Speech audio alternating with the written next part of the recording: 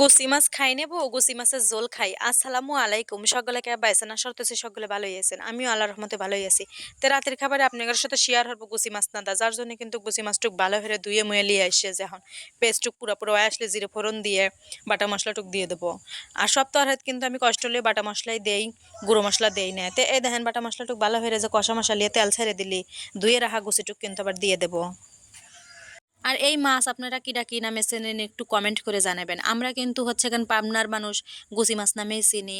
মেলা মানুষ কিন্তু আবার এটা বাইম মাছ কয়, আসলে কিন্তু এটা বাইম মাছ লয়। বাইম মাছ হচ্ছে এখানে আরো বড় হয় আরো মোটা হয়, এটা কিন্তু ছোট ছোট গুছি মাছ।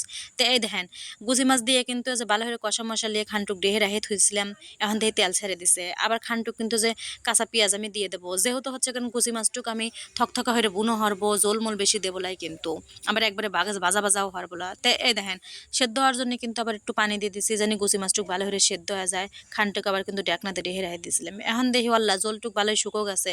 তে আবার লাড়াচাড়া দিয়ে কিন্তু আর 5 মিনিটের জন্য কিন্তু ডাকনাতে রেহে রেখে দেবো। তে এখন ডাকনা খুলে দেখি যে হচ্ছে গান গুছি মাছটুক কিন্তু ভালোই তেল ঝেড়ে দিছে।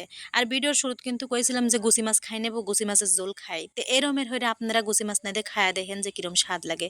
গুছি মাছ খাবি লাইকা সে কি কথারও গুছি মাছের যেই স্বাদ, এই দেখেন আমার কিন্তু গুছি মাছ না দেওয়া গেছে।